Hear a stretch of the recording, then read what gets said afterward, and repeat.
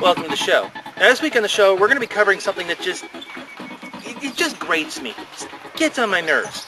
And that is people who use improper barrel blocking devices, or BBD for short. Now, a lot of people think you can use stuff like, I don't know, squeegees or swabs or whatever, and it's perfectly safe and everything will be fine. No, it's not, and yes, you're wrong. And we're going to set out and be Mythbusters this week and prove it. And just like the last time we did Mythbusters, we don't have the cheesy mustaches to go along with it. If you don't know about the show Mythbusters, and you don't know But before we really get into the BBD and what's a good one and a bad one, how about a brief history of the barrel blocking device? You want to hear that? Well, you already downloaded the video, so it's too late. Let's go. Everybody's kind of familiar with this type of barrel blocking device. A nice big stop sign plug kind of thing. But this isn't actually the first kind. The first kind of barrel plug were these. It's aluminum with like a knurled end on it. And these were really, really good. Let's see you do this with a barrel sock, huh? But a lot of people didn't like these because they were really hard to take out. So, somebody decided to make them in plastic.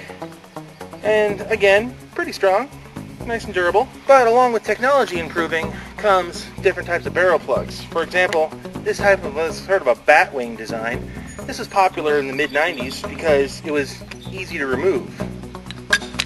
Then they made improvements on it, like putting a hole in it so that you could, put a carabiner on it so you could put it inside, hook it on your belt loop.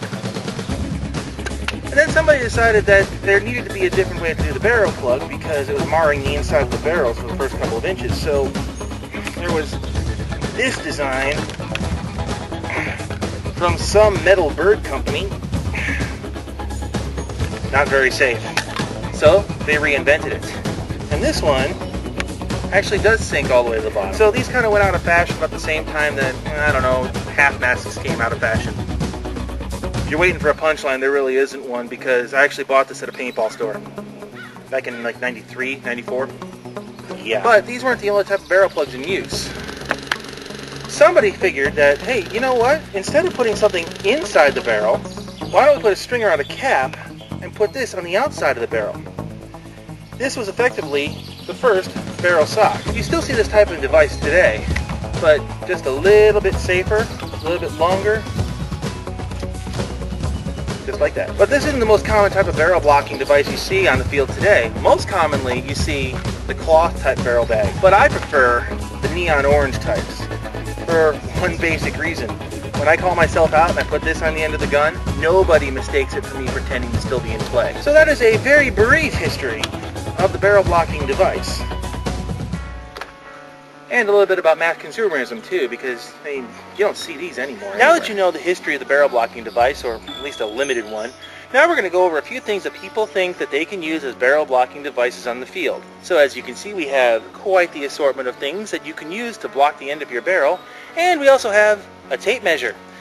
Now what we're going to try to do is we're going to try to launch some of these things way out there and see how far they go. And just to prove to you that that these things do not stop a paintball. Oh hey Jim, you might want to get out of the range real quick just because, flying stuff is dangerous.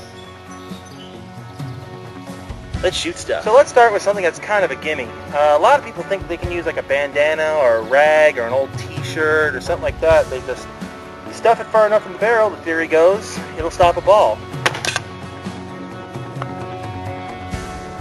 Oh wow, I'm really shocked and surprised. So let's try something a little bit heavier. A wet towel. That'll stop a ball, right? Remember, no paint in the gun.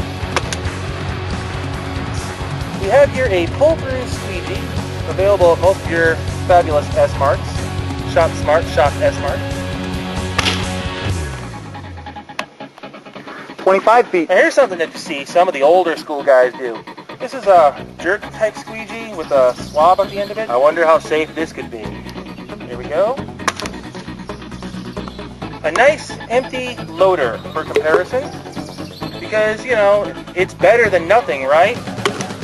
Wrong. Now we get to exactly what really makes me mad. That's people that use barrel swabs as a barrel blocking device. Usually they go further. How about something a little fluffier? I mean, that's just like a small little barrel swab there, and most people are probably stuffing it about this far, right? Much to my surprise, it doesn't come out on the first shot, but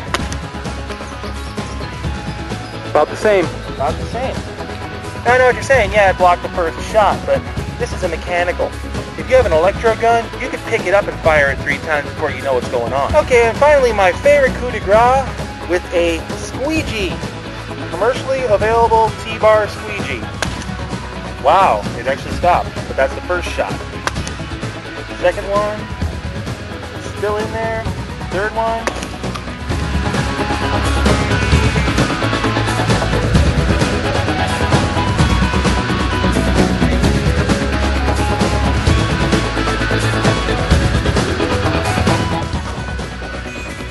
$26 feet.